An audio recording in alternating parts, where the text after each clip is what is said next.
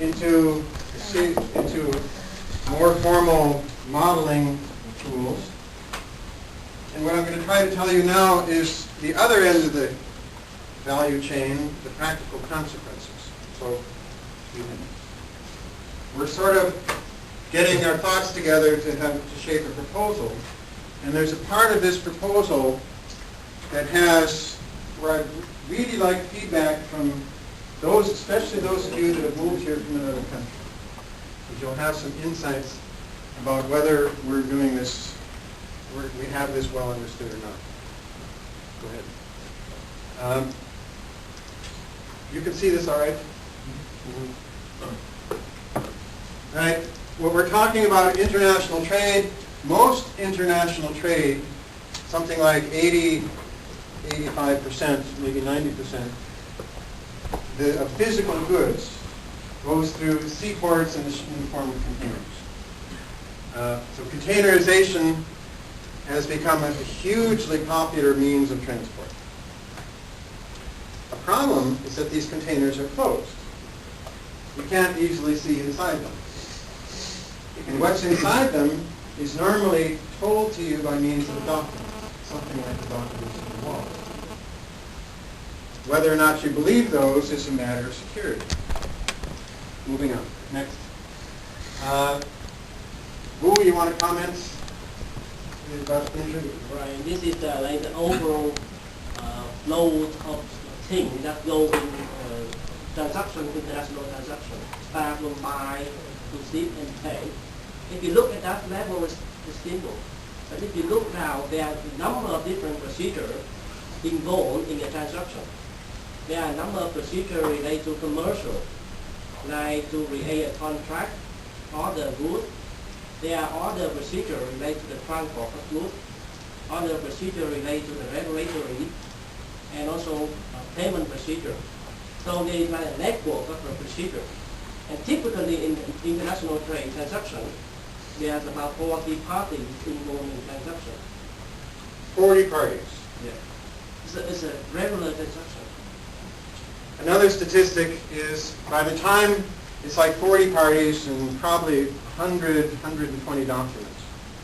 And this is the regular transaction, not dangerous goods and so forth, and not transshipment. And by the end, the chances of something going wrong are almost 50%. The complexity is that high.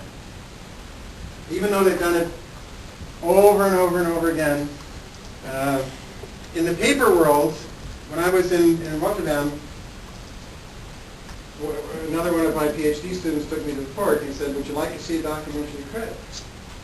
Now, I had a notion of a documentary credit as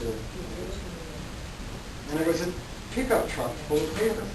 A pickup truck. Next. This is what a standard, this is a simplified version of an international trade transaction. This is a simple one. The boxes indicate parties, and the lines indicate documents. So what we're trying to do with our theory here is, first of all, understand why all of this is there, what it does, and how it keeps things from going wrong, and how things might go wrong. So things going wrong might be in the form of fraud, or they might be in the form of security breaches. Note that in this model, this is showing two parts, the import and the export part of the transaction. In between is the shipment over the sea. There's, of course, many other kinds of international trade and international movement of goods. This just happens to be the seaport version. Next. Now, I've mentioned a couple times in this class some earlier experience that I've had with the United Nations, the Center for Facilitation of Trade. The UN Center is the meeting point for various national groups that are called SITCOs, which is Simplification of Trade Procedures. And the UN is kind of the summit organization. And what they're trying to do is make these international trade processes work better. Next.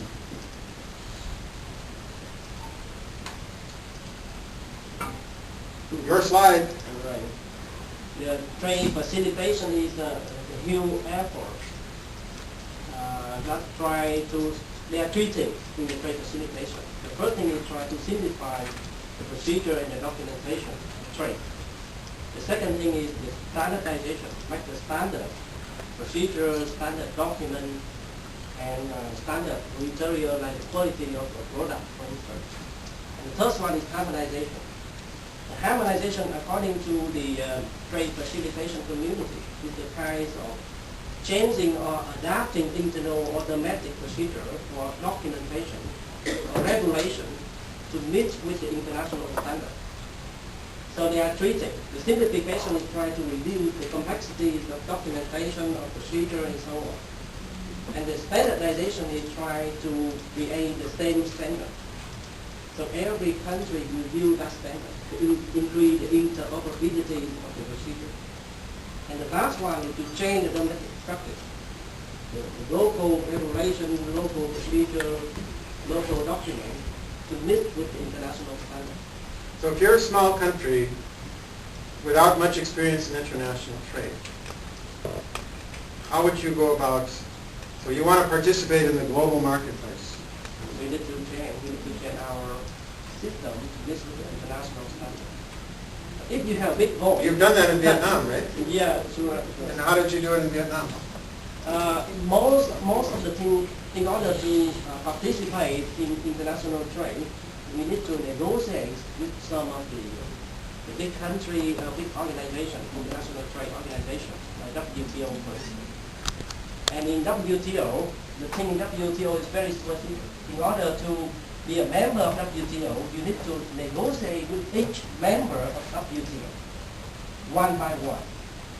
So, if you are the newcomer, and previously there's 100 members in WTO, you need to negotiate all of them, and need to have agreement with all of them in order to be a new member. And what's the advantage of being part of the WTO? WTO, what does that stand for? World Trade Organization. What's the advantage of being part of the WTO? Right, there's a number of benefits. The first thing is that before that, when you export your product to another country like Europe or US, they set a quota. They set a certain Quota. Right. They set a certain limit, total number of kind of product. And now, for your country to import to that country. So now, when you go to the WTO, you become a member of WTO. They usually remove the quota. They have a Unless you're China. Right, and they have an agenda. They have an agenda to remove the quota, to increase the quota and gradually remove the quota. That's one of the biggest benefits. Another benefit is the reduce of the import duty. Cheng Jung, do you know something about the quotas with China? Yeah, I know they have almost everything, like the clothing, the shoes, and everything. This kind of product here in U.S. and in Last summer, where was I? I guess no, summer before that I was in Belgium talking to some people that owned the shop. And they were selling lots of goods, clothes or textiles, which they were making the clothes. And suddenly their supply was cut off because most of it was coming from China, and China in mid-July had reached their quota for the European quota on textiles, so it was shut down. So all the clothing manufacturers were stuck. They had orders and they couldn't produce to the orders. At least not at that price. The Chinese price was, of course, much lower. Next. So these are the three pillars. Now, a big question is, how do we get in this mess in the first place? I mean, you saw that chart before. It's a real mess.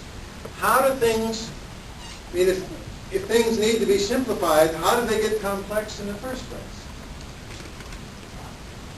Pues que great amount of products. Now, initially there will be exploitation of the same beings, alone. Yeah? Very simple. Then you have 10 more products. Right away, then also many other traders get into this. Not only the big companies doing this to another company, but and also the client.